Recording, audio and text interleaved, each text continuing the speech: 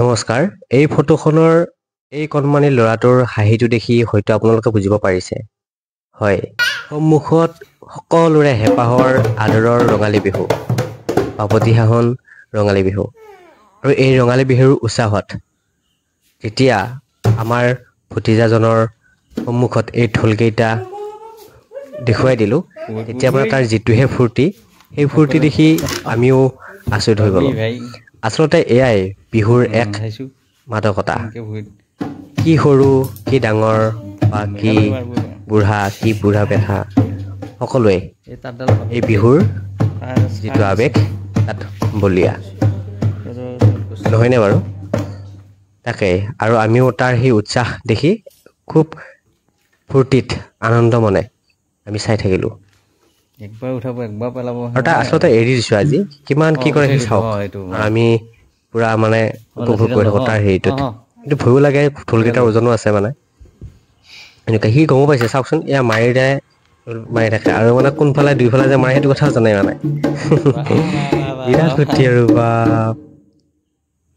ইচ ৰাম, সি মানে ঢোলটো বজাই বজাই তাৰ শব্দটো অনুভৱ কৰি আছে, আৰু আমাৰ ফালেও মাজে মাজে চাই আছে সি মানে। মানে মাৰিডাল তাৰ কাৰণে অলপমান ডাঙৰ হৈছে, বেলেগ আৱেগ আৰু খুব ফূৰ্তি লাগিছে তাৰ। এয়াই বিহু নহয় জানো? এই ৰঙালী বিহুৰ এইটোৱে এটা মানে সুকীয়া আমেজ, সকলোকে মানে মন মোহিত কৰি পেলাই। আৰু কিমান যে সুন্দৰ অনুভৱ, ইমান ভাল লগা।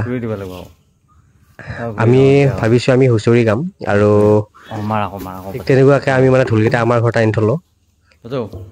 আৰু সেইটো ভাবি মই যেতিয়া ইয়াক দেখুৱাওঁতে মানে যিটোহে বা তাৰ ফূৰ্তি, তাকে দেখি মানে খুব ভাল লাগিল। আৰু কি কৰোঁ কি নকৰোঁ হৈ আছে মানে, চাওকচোন বাৰু। আৰু আপোনালোকে বিহু হুঁচৰি কিবা গাবনে? কি কৰে কমেণ্টত জনাবচোন। সি মানে ফূৰ্তিতে কি কৰোঁ কি নকৰোঁ মানে একদম বেলেগ আৰু দুমোজা। তাকে আমি চাই মানে উপভোগ কৰি আছোঁ পুৰা।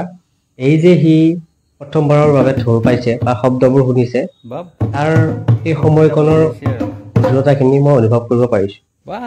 আপুনিও হয়তো অনুভৱ কৰিব পাৰিছে। তাৰ কাৰণে প্ৰথম এইবাৰ মানে সি ভালকৈ বুজি উঠিছে, আৰু মানে যে কিবা এটা যে আছে এনেকুৱা, এইটো ঢোল এনেকুৱা বজাব পাৰি, এনেকুৱা ধৰণৰ তাৰ আইডিয়াটো হৈছে।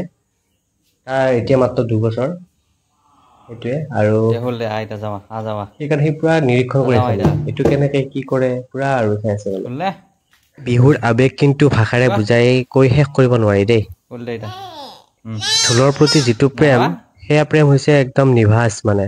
সি মানে শব্দটো কেনেকে ওলাই, কেনেকে কি, পুৰা একদম পৰীক্ষা নিৰীক্ষা কৰি আছে। আৰু একবাৰ শুই লয়, একবাৰ থিয় হৈ লয়। বিহুৱা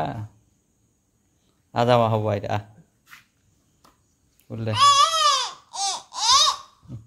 লাগবই আইতা পাতা পাতা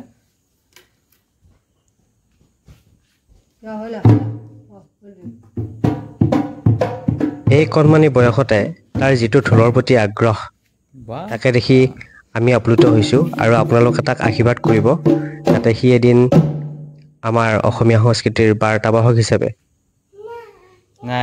মানে আগুৱাই যাব পাৰে। তাকে, আৰু যদি ভিডিঅ'টো ভাল পালে তেনেহ'লে এটা কমেণ্ট এটা জনাব, আশীৰ্বাদ স্বৰূপে হওক বা ভিডিঅ'টো বনোৱাৰ বাবেই হওক। আপোনালোকে মুঠতে ভিডিঅ'বোৰত এনেকৈ মৰম দি যাব।